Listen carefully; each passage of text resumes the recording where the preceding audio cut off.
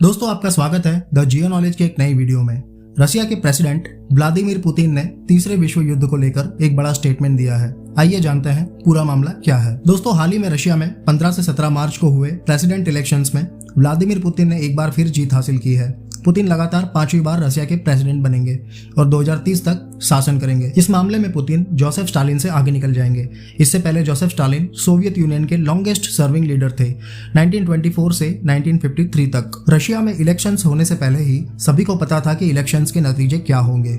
Question ये था कि पुतिन जो कि लगभग 1/4 शताब्दी से सत्ता में है, उनकी जीत का अंतर क्या होगा। रशिया की CEC यानी सेंट्रल इलेक्शन कमीशन के मुताबिक पुतिन ने लगभग 88% वोट हासिल किए हैं। उनके कॉम्पिटिटर निकोले खारितोनोव ने, जो कि कम्युनिस्ट पार्टी से हैं, उन्हें 4.31% वोट मिले हैं। CEC के मुताबिक इस बार रशियन इलेक्शंस में रिकॉर्ड 77.44% वोटिंग हुई है।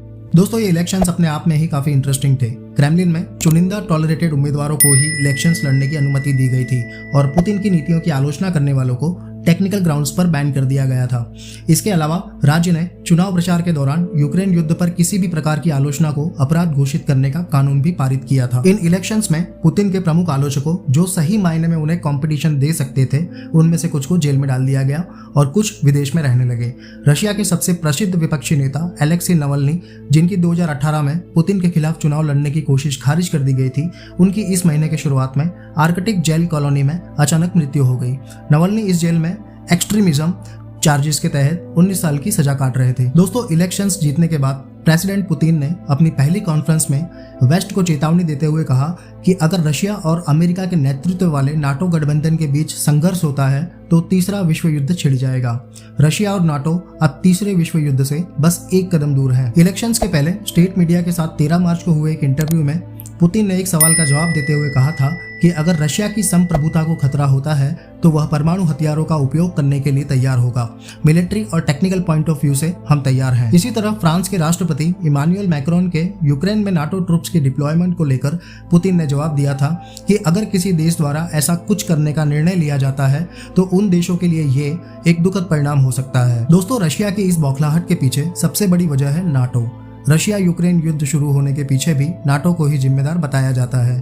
तो क्या है ये NATO? North Atlantic Treaty Organization यानी कि नाटो एक सैन्य गठबंधन है जिसे अप्रैल 1949 को शुरू किया गया था। इसे वॉशिंगटन ट्रीटी भी कहा जाता है। अमेरिका ने सोवियत संघ की विस्तारवादी नीति को रोकने के लिए 1949 में नाटो की शुरुआत की थी। नाटो जब बना था तब इसमें कुल 12 मेंबर्स थे। US, UK, Belgium, Canada, Denmark, France, Ireland, Italy, Luxembourg, Netherland, Norway और पोर्टुगल। लेकिन आज नाटो में कुल 32 मेंबर्स हैं। इनमें सबसे नया मेंबर स्वीडन है, जो कि 7 मार्च 2024 को नाटो का 32वां ऑफिशियल मेंबर बना। दोस्तों इस नॉर्थ अटलांटिक ट्रीटी के अंतर्गत अगर कोई बाहरी देश किसी नाटो देश पर हमला करता है तो उसे नाटो के बाकी सदस्य देशों पर हमला हुआ माना जाएगा और उसकी रक्षा के लिए सभी देश मदद भी करेंगे। एक लंबे समय से यूक्रेन को नाटो में शामिल करने की बात की जा रही थी और रशिया को डर था कि अगर यूक्रेन नाटो में शामिल होता है तो नाटो की सेनाएं और हथियार रशिया की सीमा तक आ जाएंगे, जिसके चलते रशिया ने फरवरी 2022 में यूक्रेन पर आक्रमण शुरू किया। इसी युद्ध के बाद फिनलैंड, जो कि रशिया के साथ 1340 किलोमीटर लंबी बॉर्डर शेयर करता है, वो भी 4 अप्रैल 2023 को नाटो का 31वां ऑफिशियल मेंबर बना। दोस्तों प्रेसिडेंट पुतिन की ये स्टेटमेंट्स कितनी सीरियस है या नहीं, इसका अंदाजा आप इसी बात से लगा सकते हैं कि CNN की एक रिपोर्ट के अनुसार 2022 में रशिया यूक्रेन पर परमाणु हमला करने की पूरी तैयारी कर चुका था। इस बात की जानकारी मिलते ही अमेरिका के प्रेसिडेंट जो बाइडेन ने भारत और चीन सहित अन्य कई देशों का संपर्क किया था।